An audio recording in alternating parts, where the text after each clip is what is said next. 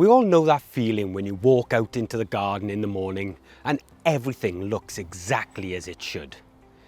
The seedlings are doing well, you have all of the beds planted, and there's that quiet satisfaction of knowing that the season is properly underway. And then something catches your eye. A lettuce leaf with a corner missing, a beetroot seedling with a little notch taken out of it. And you tell yourself it's nothing at first because every garden has the odd nibble here and there. But then the next morning there are more, and the morning after there are more still. And eventually you find yourself crouching down beside the bed and actually looking properly. And that's when you realise something's been visiting your garden while you were asleep. I'm Tony O'Neill and this is Simplified Gardening, and today I want to talk to you about pests you never actually see but whose damage you absolutely will if you don't get ahead of them.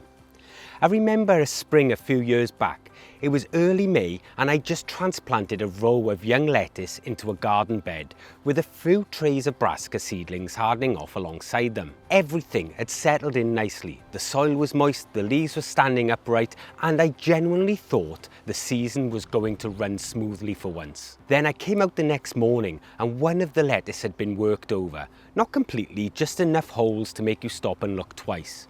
The morning after, another one, and the one after that. And by that point, you already knew what you were dealing with, don't you? Slugs. They're one of those pests that seem to appear almost overnight once conditions are right. Warm soil, a bit of moisture, fresh tender leaves, and suddenly the garden becomes a feeding ground. And the truly frustrating thing is that they all do the damage while you're asleep. So you walk out and see the results, but you never actually see it happening. For years I dealt with slugs the way most gardeners still do, going out at night with a torch, beer traps, gritty barriers around the beds, and if I'm honest, sometimes they helped for a while. But the problem was always the same, which is that I was reacting to damage that had already happened. The slugs were already in the soil, already feeding, and by the time I noticed the holes in the leaves, they'd been active for days. The approach that generally changed things for me was nematodes, and I know a lot of gardeners have heard of nematodes but aren't entirely sure what they are or how they actually work. So let me break it down simply. Nematodes are microscopic worms that occur naturally in healthy soil. You can't see them with the naked eye, but they are active hunters. Slug nematodes in particular seek out slugs beneath the soil surface, and when they locate one, they enter it and begin feeding from within inside. Within a few days, the slug stops feeding altogether, and shortly after that, it dies. And the really important thing to understand here is that where all of this is happening is underground, in the soil, before the slug ever reaches your plants. So instead of reacting to damage, you're stopping it before it even starts. The nematodes I use come from Gardening Naturally, who are actually the largest nematode supplier here in the UK, and also the sponsors of this video. They specialise in biological pest control, and the quality of their produce is consistently good, which is why I keep going back to them. And the application is genuinely as simple as it gets. You just mix the nematodes in water and apply them with the watering can. That's it. The soil needs to be about 5 degrees and you want to keep it moist afterwards so that the nematodes can move through it freely.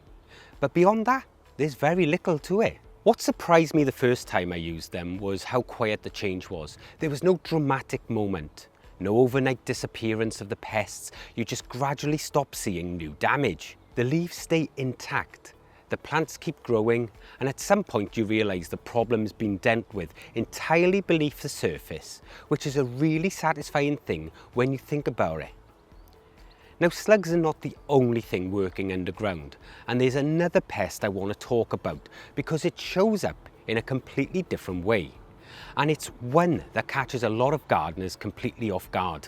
You come out in the morning and the plant that looked perfect healthy the day before has just collapsed. No obvious chewing damage, no slime trails, the leaves are still green, but the whole plant has simply fallen over as if someone cut the stem at the base. And when you lift it out of the soil, the roots are almost completely gone. Something's been feeding down there, and you never saw any of it.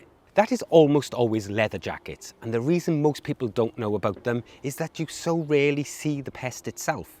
Leatherjackets are the larvae of crane flies, those long-legged insects that drift around the garden in late summer and early autumn, which most people also know as daddy longlegs.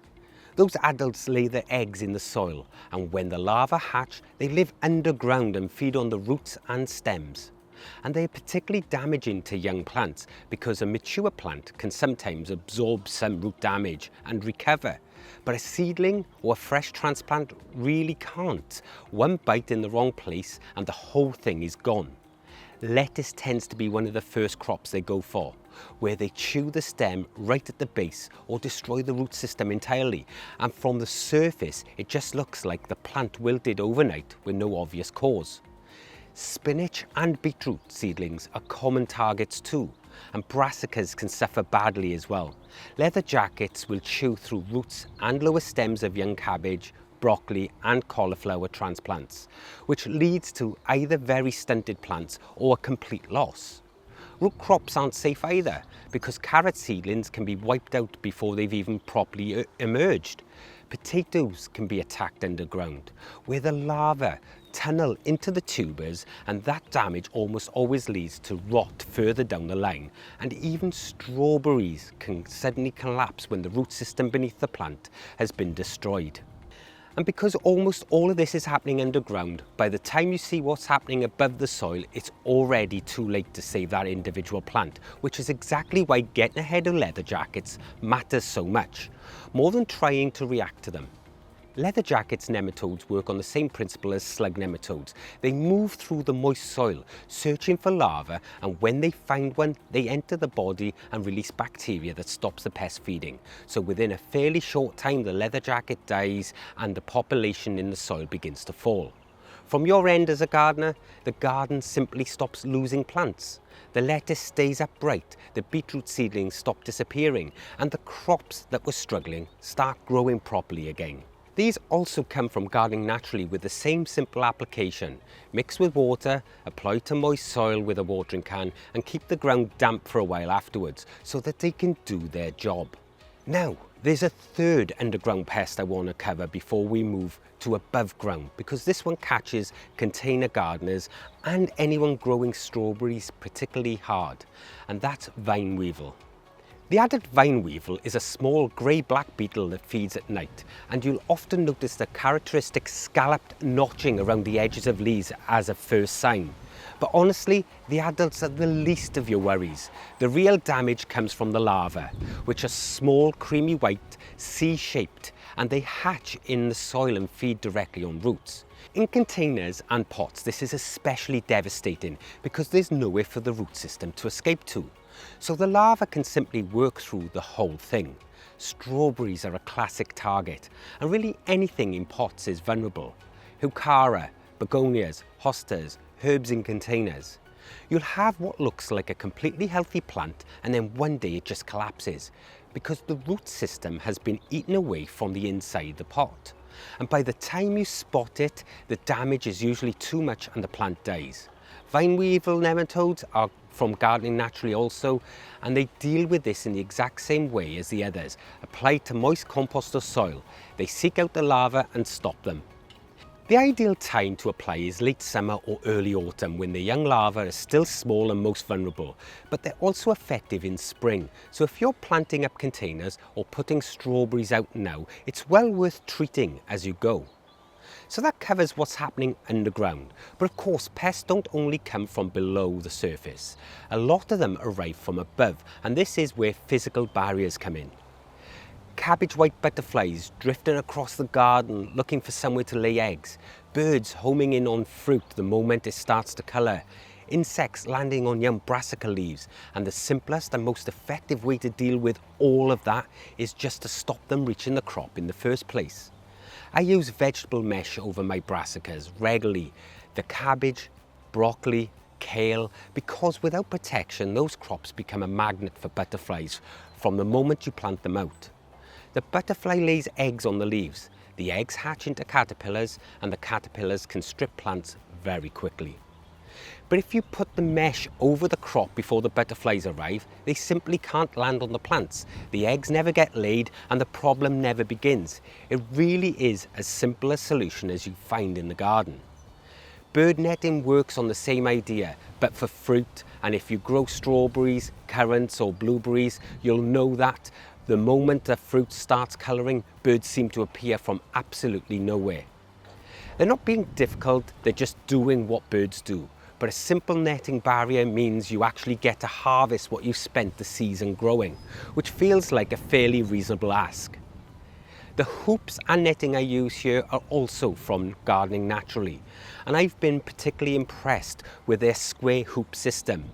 You push the hoops into the soil along the length of the bed and they form a clean arch, and because they're square rather than round like my bed headboard types, the netting sits much more neatly over the top without sagging or pooling in the middle, which is something that always used to frustrate me with the cheaper round hoops. It creates a proper protective tunnel over the crop while still letting light through and keeping air moving around the plants underneath. Another benefit is that the sides are straight, so the plants on the outer parts of the bed are not forced to grow inwards because of the netting, and they are tall enough for brassicas.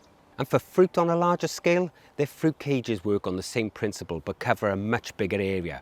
Whole berry bushes, a fruit run of strawberry beds, and everything is designed specifically with vegetable gardens in mind, which matters because you need something that does its job without blocking light or restricting that airflow. What I really like about pulling all these approaches together is the way they complement each other so naturally. Underground pests are handled biologically with the nematodes, and above ground pests are handled physically with the netting and cages, so you're not constantly chasing damage after it's already happened. You're preventing it from happening in the first place. And once you start thinking about the garden that way, it genuinely does start to behave differently. Plants grow with less interruption, the leaves stay intact, and the growth feels much more consistent from week to week. None of it relies on chemicals either, which matters to a lot of us. Nematodes are already part of the soil's ecosystem, and you're simply increasing their numbers to manage specific pests more effectively. And netting is just a physical barrier. It's quieter, more considerate, and a better way of gardening with less reaction, more prevention, and honestly, when you're not constantly fighting pest pressure, you actually get to enjoy the garden rather than just manage it, which is why most of us started gardening in the first place. If you want to have a look at the products I've been talking about today, the Slug nematodes, Leatherjacket nematodes, vine weevil nematodes, the vegetable mesh and bird netting, the square aluminium hoops and the fruit cages, I've put links to all of them in the description below.